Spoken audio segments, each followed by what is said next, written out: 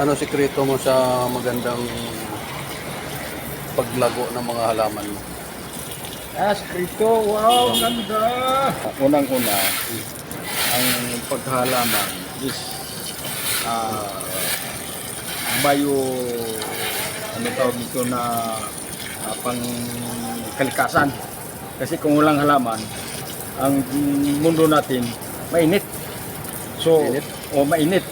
So, kailangan kung maghahalaman ka, ang naghahalaman, dili mainit, malamig. Paano to walang ulan? Hindi kahit walang ulan. Kaya yung sinasabi ko, kahit init, basta malamig ang naggawa, malamig lahat yan. Diba? Na malamig sa kamay? Yan ang unang sikreto.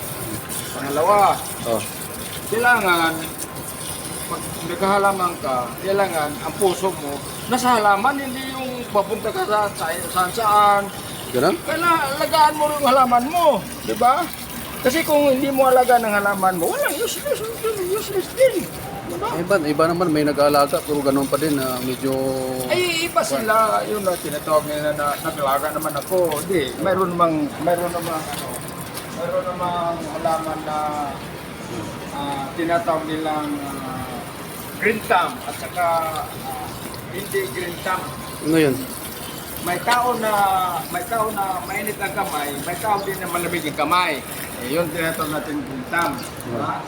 So, ilang sikreto na sa paghalaman niya? Dalawa na. Dalawa. So, kailangan yung halaman mo may music. Music. Music? Music. Halaman niya, music. Baka naman kakantahan mo, hindi yung may music. Kantahan mo, sisipulan mo, okay lang yan. Tingnan mo halaman ko ha. Saka dapat yata kinakausap. Tama ba yun? Kasama na yan. No. Tingnan mo yung halaman ko. Kahit mainit yan. Kita mo, siniligan ko, sariwa yan, di ba? Oo. Kung hindi ko nilagay yan, hindi ko pagkakaroon dito, ano mangyari sa halaman ko? Lumpoy. So, kailangan, pag naghalaman ka, kaya alagaan mo rin. Ay, yung pagdidilig, dapat ilan ano yan? Yung pagdidilig? Araw-araw ba? Hindi naman. Depende sa halaman. May halaman na araw-araw yan. Pero para sa akin, hindi pwede araw-araw. So, magdilig ka. Ba't yung tao nga, umiinom araw-araw, dahil dapat alaman, ganun din. Depende sa iyo kung gusto kong mag-araw-araw.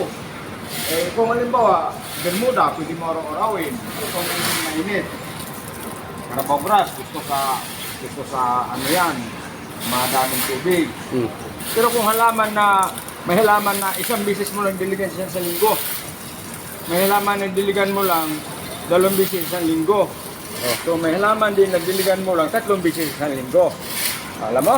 Depende sa halaman. Depende sa halaman. Kaya kung alam mo sa halaman, alamin mo na ang halaman bago ka gumawa ng paraan pagdilig. Halimbawa, Itong halaman mo, mga ano yan? ay itong halaman ko, kita mo, once in a while lang to diligan ko sa bisis sa linggo. Kita mo? Diba? Pero kung diligan to ng 2 bisis sa linggo, hindi lang ganyan ang mukha yan. Diba? Hindi, Okay. So, dito na ako sa kabila.